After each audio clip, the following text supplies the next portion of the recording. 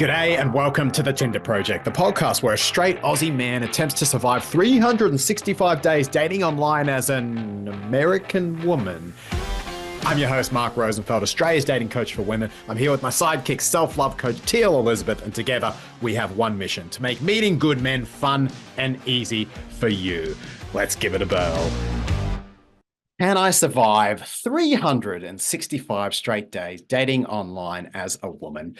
What were the results of the first 30 days of the Tinder project? And how can we be open to new matches while staying safe and trusting ourselves online? Welcome to the Tinder project. I am here with the amazing Teal Elizabeth. Teal, great to have you here, as always. Hi, Mark. Good to see you today. How are you this fine evening, Teal? Oh, I'm doing good. Loving the summer weather we've been having. It's been so fun. It's great to have you here, Teal. Loving your podcast voice as always. So, Teal, we have a couple of interesting topics going on today. The Tinder project is underway. Yes, I really want to hear what's been going on. You've been keeping me in the dark, and I know our listeners are going to be very curious. You've been egging them on, teasing them on for a while now. So please, I what have you been getting yourself into now? What have I been getting myself into? Well, I want to talk a little bit about the warm-up month to begin with. It's interesting because now that the official project has started, for a couple of reasons that I may explain today or in a couple of episodes' time, I actually started on Match.com, but the warm-up was all done on Tinder. So just before my beautiful little girl was born, I said, all right, roughly her due date is around 30 days away. So I'm going to jump on and do 30 days now as a bit of a warm-up. And I tracked everything that I did. I went online as my wife. I used Tinder. Now, why Tinder? Because Tinder is the OG of dating apps. I guess technically Match is older, but Tinder is the one we all know. Tinder also has a bit of a rep as a very difficult one to master. It's sometimes known as a hookup app. But what I like about Tinder is not everyone, but the user base on there is massive, which means that all sorts of people are on there. So I thought, okay, there's going to be no filtering experience that's quite as challenging as Tinder. So I'll take Tinder on for my first experiment with this. And it was really interesting. So here's the numbers for the 30 days. I have some numbers to report to you today, Teal. Are you okay with numbers? It's not really my vibe, but I love that you do the numbers. So you do the numbers, I'll do the woo. This is why we balance each other out right here, Teal. Okay, so in the 30 days, I viewed 122 men in 30 days. So breaking that down, 122 divided by 30, we viewed about 4 men each day. When you say view, can you clarify what a view is? Looked at the profile. Okay. We just looked at the profile. Didn't interact with anyone, you're just looking. Just the viewing. So you can see immediately, I'm not burning myself out here. I'm literally looking at 4 each day. Now, some of those days I probably looked at 8 and some of those days I looked at 0, but the average across the span was 4. So we looked at 4 profiles each day. Of those 4, which was 122 for the month, we liked 40 profiles, as in 40. So there was 40 guys that we clicked on and we basically said, yep, I'll match with you. Now, we were working from the likes queue. Because the likes queue are people who have already pre-vetted you, that's Tinder Gold, we already knew these people had liked us back. So we were choosing from people who had already showed a dollop of interest, which is nice to have. So everyone we liked, we matched with. We didn't have anybody that didn't match us back because we were basically looking at people who already liked us. Of those 40 men that we matched with, 33 had conversations with us. So we had 33 conversations for the month. Some of them we started, some of them the guy started. So there was only 7 men where we matched with and the conversation didn't start. And this is the cool part. Of those 33 men that we chatted to, we received 11 phone calls. Wow. So, I forgot to mention at the start, I had a strict time limit of 20 minutes a day for this. So I really encourage my clients, you, the listeners, stick to a time limit. Set yourself a time limit because online is an impossible task. It's like an email list that adds 100 emails for every 10 you answer. So the only way you can work with it, and overwhelm is one of the biggest things that makes all of us hate online. The best, or one of the best ways to deal with overwhelm, is to set yourself incredibly strict time gaps with it. Now you have to balance that because if you only go on once a week, realistically, if you're only talking to me once a week and you're a girl and I'm a guy, I'm going to think you're not interested because you don't seem very active. So there's a balance. But basically, I said, look, 20 minutes a day is what I'm going to restrict myself to and see what I can do in that time. So we had 11 phone calls for the month using only 20 minutes a day. And do you know what, Teal? I was impressed. We had some pretty quality guys, and I have this vouched by my clients because my clients often watch me doing the project, so it wasn't just kind of me doing it on my own. But we had some pretty decent guys giving us phone calls. Now, in this case, my wife is 35, so there's different age groups, and currently I'm working with a 57-year-old profile, one of my clients. So the age group in the project, the Tinder project, will vary. But you know what? I was pretty impressed. Some of these guys had life set up for themselves. In fact, a lot of them did. Remember, we had already picked the top 40 out of 122. So they'd already been somewhat vetted.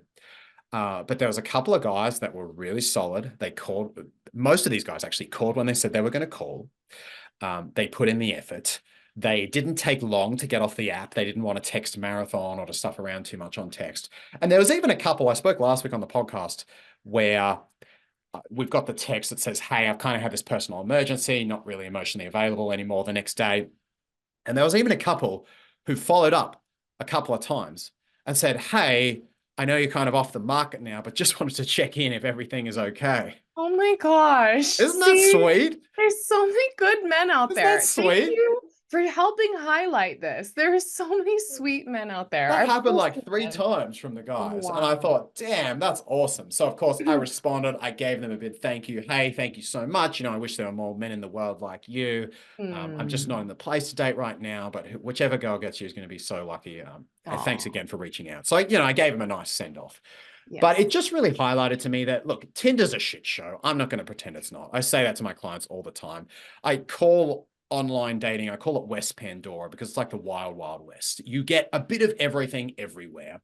But amongst that mess, there are some real diamonds. And if you know what you're doing in there, if you stick to a small but consistent process, and if you really approach it with the right attitude, Teal, I think as you spoke about last week, there's just so many cool people that are there. It can really be a great experience. I'm so glad that you are sharing this and helping bring inspiration back to the online apps from something that can feel so frustrating and overwhelming and annoying. This sounds fun. I mean, I wish don't tell my husband, but I guess I wish I was single so that I could go do this again. We'll bleep that out of the final recording. We'll get Tia. You know what we could do, Tia? We'll get you going on as a man later in the project. We'll see about that. We'll see if I can talk you into that. It is true though, because and I empathize with everyone because we've all gone there and we've experienced shitty internet strangers. It's not fun. It doesn't make you feel good. It is unfortunately a reality of the environment. When you're on Tinder, now I didn't get any explicitly sexual pics, I have to say. That was going to be my next question. How many of those interactions were dick pics? Just let's be honest. None. We all know. None. None. None. Wow. I Yeah, that's a think lot part for of me. that is the makeup of the profile, and how you manage the profile. I think there are certain images that you can portray if you're going too sexual, or actually even more so if you look too nice, girl. Guys can have this unconscious feeling that they can push the boundaries with you and get away with it. Interesting. Interesting. This is really good, ladies. You got to listen up on this. I have one client and she asked me this. She was in a marriage previously. Lots of her boundaries were walked on. I know the term narcissist gets thrown around a lot, but I think it was true in this case. In fact, I get quite a few clients like this. This particular client said, you know, Mark, I had this guy in my life, got all my boundaries walked on for most of my marriage, and I still seem to, you know, attract that. Like I've still got these kind of guys that act stalkerish or try to get me to sleep with them very quickly or just think they can get away with these comments. And she said, what is it in my vibe? Like, why do I seem to get more of those guys? And I said to her, we'll call her Kim.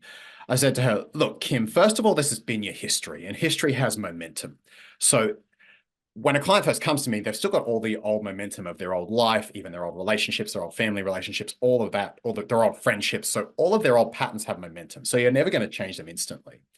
But it was interesting because this client, she had kind of been a nice girl for so long and pretty weak with her boundaries for so long that she had like literally the muscles on her face had shaped so that you could sense, if you were really looking, that she struggled with boundaries. And it's little things that guys pick up that if this has been your history, unfortunately, some guys go, oh, I can get away with it with this one. It's your vibe, it's your face. It might not even be anything you've said to them. Another client I caught the other day, we were practicing boundary setting, and I could freaking tell she was only on audio. I couldn't see her face, but she was saying it with a smile. I could hear it in her voice. And I knew that guys are not going to take her seriously, her boundaries seriously, if she says them always with a smile. There is a time and a place to deliver boundaries playfully. I think that's a great skill to have.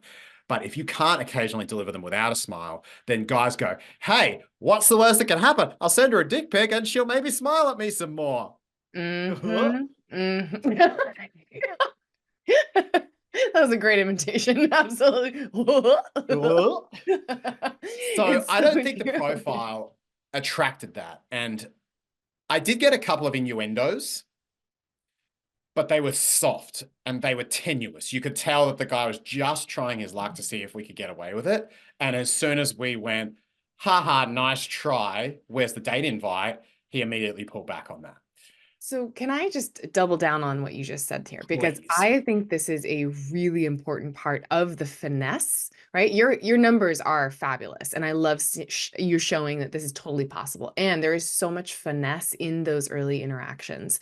And this is something that I love supporting women with too, is like deepening into that place of such unapologetic confidence in themselves that they're not going into the dating apps looking for men to validate those insecurities within themselves. They're coming into it with this sassy, I don't give a shit kind of attitude, and I'm warm and loving and all the things. And that sweet spot is what's so magnetic to men, right? And what you said was, haha, nice try, where's the dating invite? That is that nice combo of confident and playful and warm and inviting. Yeah. And I think especially when you're meeting people over text, if you go straight to hard boundaries, you'll be effective but not attractive. As Yes. in, you'll get respect and guys will leave you alone, Yes. but you will throw the baby out with the bathwater. And Mhm. I like the word finesse because that's really what it is. It's like you want to use enough sort of weight to get the job done. But anytime you're setting a boundary, if you vastly overdo it, then the other person's not going to feel safe with you, essentially. So if a guy Mhm. says something like, oh, can I just tell you on the day of the date when I'm going to meet you? And you're really a woman who needs to know the day before. If you go and say, no, that's not my standards. My standards are that you tell me the day before, like you're out because you overcooked that. And really, that's coming from a place of you deep down being scared that Mhm. the guy is not going to meet your standards. So you're kind of being super protective and beating him to the punch. Your walls go right up, and he's going to go, oh, what did I stand on there? I'm going to tiptoe away from that one into the background here. This is so important that we're talking about this. I know it's a little side tangent, but I think it's so incredibly important because I notice this a lot with women that come to me as too, is this boundaries work is so hard sometimes to understand how to do it in a way that is soft and firm at the same time, but it is so much a part of the attractive process. And I think what you're really highlighting here is men are picking up on those little interactions and the little things that you're saying. And so how do you stand in those boundaries and still make them feel safe, which is something I Yeah. know we're going to talk about today. Because it's confidence. It's like confident people get their boundaries done, but they get them done in a relaxed way. Truly confident people. Like, think of a mob boss. Okay, I know that's kind of an extreme example, but he's just like super chill. He's hanging out there and he's like, oh, well, if you piss me off, I'll just kill you. And you're like, oh shit. But he's not like, he's not rah, he's like yelling in your face or telling you what to do. It's very relaxed. And so public speaking, if someone can do it and be relaxed, they look the most confident. The Rock, when a building's blowing up and he's just walking away, being all relaxed in some Hollywood movie. It's like getting things done while being relaxed is the ultimate sign of confidence. Yes. So boundaries and conflict are the biggest thing that's going to make your relationships great or terrible for your entire relationship. And it starts, as Teal says, from the very first text. And if you can train a guy how to treat you using effective boundaries and conflict with the finesse of, I'll use whatever force is necessary, but I can do it relaxed, in a relaxed demeanor, you're going to not only be perceived as very confident and attractive and as someone who gets treated well, but you're going to have the guy investing more because, oh, now he's being trained how to treat you. And that little habit, as silly as it might sound, it could be like when he organizes the first date or something, or whether or not he calls you or keeps texting. These little conflicts become the building blocks for how you do the rest of the relationship. Yes.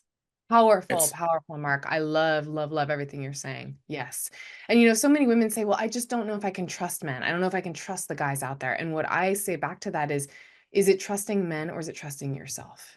Yeah, it's good. Because Good. Good. it usually 99% of the time is I don't actually trust myself. I don't trust that if I say a boundary, that if they push it, I'm not going to give in, or that I'm not going to get anxious or worried or stressed, or I'm going to mess this up, right? A really confident woman knows she's not going to mess it up because she's being honoring herself and she's respecting herself and she's going to say what she needs to say. And if they don't like it, too bad. That's okay. And I think that that's a really important piece of this. And I think what you're touching on there is you can be relaxed with your words if you trust your actions. Yes. But if you don't trust your actions, you feel you have to do everything with your words. And then your words get really full on. And the person senses that lack of confidence because deep down, the words are full on because you don't actually trust the actions that are backing them. Yes. Yes. And that goes into the deeper energy. And you don't even have to be, like you said, talking to them on the phone. It could come through in a simple text, but they are feeling that energy underneath that. They can feel the insecurity coming through those words. Even if on the surface you're like, that sounds great. They know that's not great. I just touched something bad and I don't want to go into that. That just seems like high maintenance drama. I don't want to deal with it. And I'd like to have a longer conversation with you about emotional safety at some point and being triggered by your partner and how to handle that. Because when you're triggered and how you respond to that trigger is going to be a big part of all of our relationships and whether or not they can be healthy in the long run. And so even at some point, every guy is going to step out of line. I sure as hell have stepped out of line with Sam at times, and she's had to give me feedback on that. Every guy you meet will at some point step out of line. So how you do conflict in those moments, can you get the job done while keeping your heart open? That's really the big thing there. And if you can do that, guys, you can have great relationships for the rest of your life. And it's a lot like training a dog. It's like if you get it really right in the first 6 months, you have occasional upkeep, but most of the adult life, you have a well-behaving dog. Okay.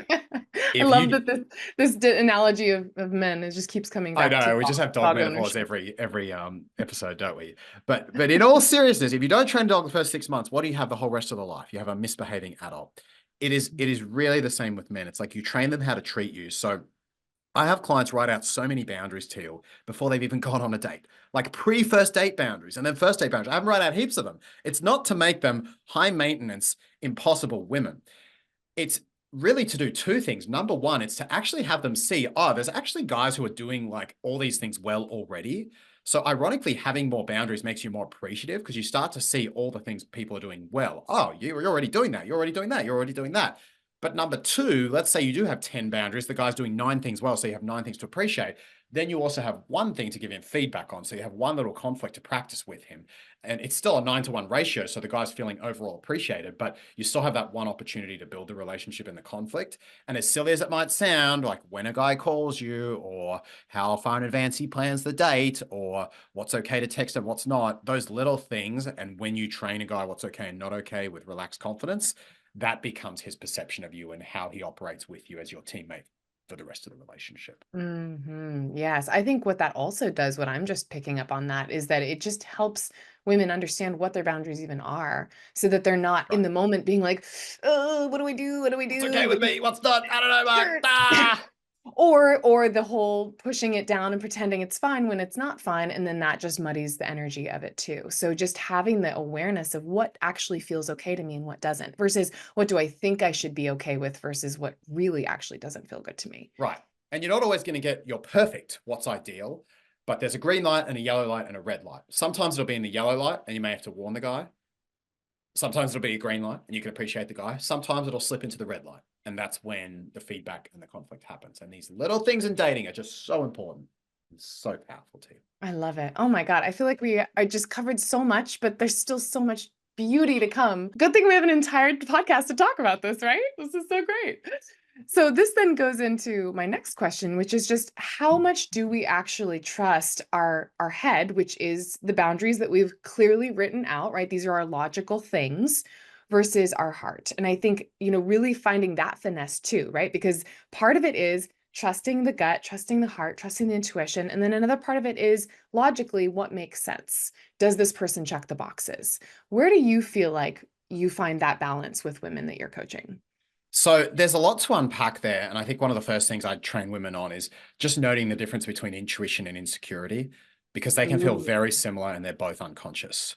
Ooh, okay. Tell me all about this. This is going to be great. Well, I typically find insecurity is very charged. It wants you to take an action quickly. It usually comes with a story, something you're cycling around in your head. And it's typically feels much more like a fight or flight response. So because it's loud, because it's charged, because it's action orientated, and because when you're swimming around in online dating, I do find insecurity can override intuition a lot. And you've got to be aware of kind of which is which in the process. Um, Especially when you haven't met people yet. I'm a pretty good people reader, and I wouldn't even pretend to know much about the women's profiles I would see, let's say I'm online as a man, before I've actually spoken to them. So, as someone who's not as connected to my intuition as a woman might be, or say an average woman might be, I really need to get a phone check to go, okay, I want to talk to this person. I think there's absolutely value in intuition, of course, but it's going to be more calm, centered. It's usually there when the insecurities aren't around. And it's usually kind of the centered advice you'd give to your best friend or someone else in the situation. So sometimes it's a little harder to find and you've got to stop and listen to it. My general advice is look, before we've met people, there are so many biases. I could list like tens of them: fundamental attribution error, consensus bias, confirmation bias, extrinsic incentive bias, um, attentional bias, group attribution error. There's so many that occur before we've talked to a stranger that, in my opinion, especially if you're wanting to meet people, then the goal first and initially should be meeting people, which is get human beings on the phone. You don't go to a party and try to pre-vet everyone that you're going to talk to before you've even said a word to them. Like, Yeah. get to the fucking party, talk to a bunch of people, and then if Yeah. someone's weird or creepy, you can walk away in like 30 seconds. Yes. So I'm a little hesitant with pre-meeting. Of course, there's certain people who just give you weird vibes over text, and obviously you have to make sure your vibe is good, otherwise you're part of the problem contributing to that. There's a few text conversations that are clearly a bit weird. But I really encourage women in terms of when I talk about boundaries, I'm more talking about how the guy treats you as opposed to paper traits. So I'm not talking about boundaries relating to like religion or kids or politics or any of that. When I say boundaries, I'm specifically talking about his treatment of you. Is he texting Mm. enough, too much, too little? Is he planning the date, planning a phone call, or staying in text land? Like that's what I'm referring to there. So that's really what I'm listening for. And if he's doing those things well, as long as there's no glaring and blatantly obvious incompatibilities, like he clearly wants kids and you clearly don't, then talk to him on the freaking phone. That's how I go about it. So look at how he's treating you. If he seems to be a person who has reasonable character, just talk to him like you talk to him at a party. As I say, if there's a glaring incompatibility, don't. But in that case, he shouldn't be making your top few matches for the day anyway. He would have not made your top 3 people for the day. So I sort of say talk to people unless there's blatant rudeness or disrespect or something really obvious in the chat. Talk, talk, talk, talk, talk, talk to people. After that, now you've got the information, your brain can engage and you can figure out, could I spend an hour talking to this person in real life? If you can, meet up with them. Once you're going on 10, 20, 30 dates, if you're finding that, hang on a minute, I'm meeting up with a lot of people who are not a click for me, then start getting more restrictive. Most clients who come to me typically are too restrictive at the beginning and they're not talking to anyone or very few people. So I would much rather see them, let's get out there, let's be social, let's meet humans. And then if we've got too many humans, we can dial it back.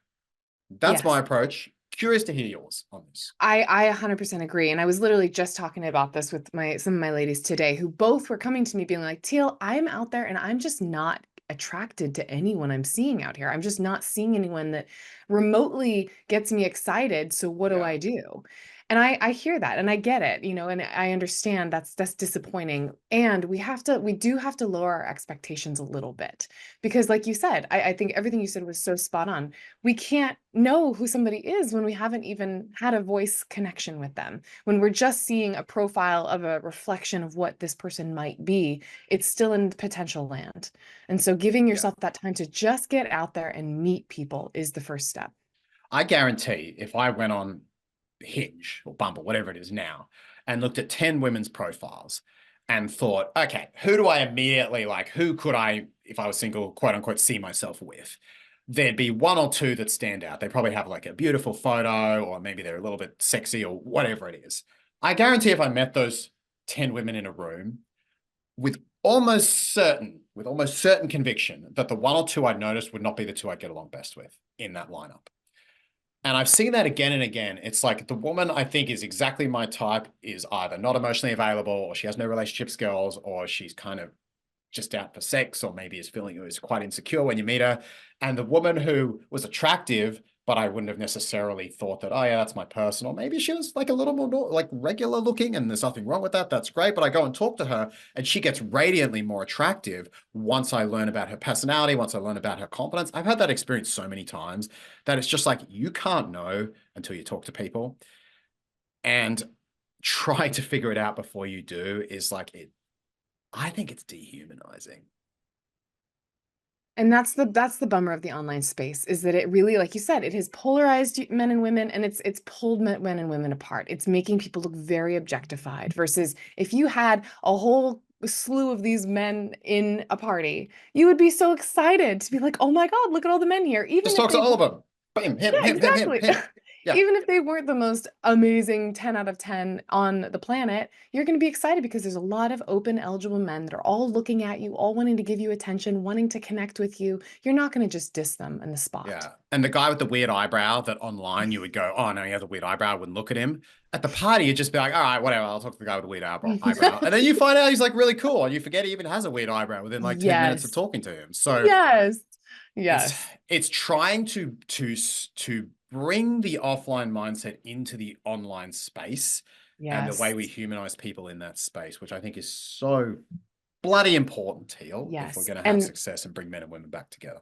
And I think with that, you know, then women go, well, okay, I don't want to be settling, right? I don't want to just talk to every man that's going to take forever. And when do I actually bring in my values with this, right? When do I just give all these men chances and try to trust my instincts versus, you know, actually having values and standards? And what I say is keep the values and standards for a second, third date. Like the first date really, and that first interaction, the first impressions is just, can I enjoy being in this person's presence? Can we Yeah. have a genuine, authentic back and forth exchange like we're doing right now, right? The Yeah. values, the standards, the where do you want to be in your life? Do you want kids? All that stuff can come later. And especially if you haven't had men recently who have been good character men, like haven't been doing what they said they would do and their words match their actions and their action match their words, you know, they haven't been consistent with you, or if the men recently have been disrespectful, like get a few good character men and just start to experience that. They're not going to be your husbands most likely, but it's not just about the paper traits. It's so easy to rule everyone out on that. The major boundaries you want to look at are around effort, investment, and emotional availability. Of course, the paper stuff still matters. You can't have Can we everything, but slow you that can. down so that women can write that down? What are the first three things? What are the top three things? Ladies, What, listen to what this. did I say then? I said effort, investment, and availability. Beautiful. Yeah. Beautiful. Are they putting in the effort? Are they investing in you? Yep. And are they actually available emotionally and physically, right? Yeah. Mm-hmm. Character. Overall, it's a measure of character. And once Mm-hmm. you start getting more and more surrounded by good character men, you start to have better opinions of men, better experiences of men. You start to realize, oh, there's actually really good men around a lot that are treating me well, and there's good guys out there. You enjoy meeting people again. You're not thinking about the outcome. And of course, when you're taking action, when you're out there, then it happens when you least expect it. Yes. Yes. Beautiful, Mark. Beautiful. Teal, you're the best. Thanks for joining me today. I'm just so excited to see this journey for you as a woman, and just all the beautiful hearts that you're probably gonna break being such a sweet It's man. fine. Sweet I'm woman. gonna maybe Gonna I'll have a break a lot of client hearts. referral system or something, or I'll open a matchmaking practice and be You might like, have hey, to. can I grab you for a matchmaking service? I have several women who are keen to meet a good man. Teal, it's been brilliant today. We could talk a lot more about that stuff, but we'll save it for a future week. Thanks for joining me. If you're listening, it's been a pleasure having you here on the Tinder project. Teal, thank you. Thank you, Mark. You're awesome. Guys, thanks for joining us. Give us a review if you appreciate the podcast. We love the reviews on whatever platform you are listening to us on. And we'll see you next week. Bye for now.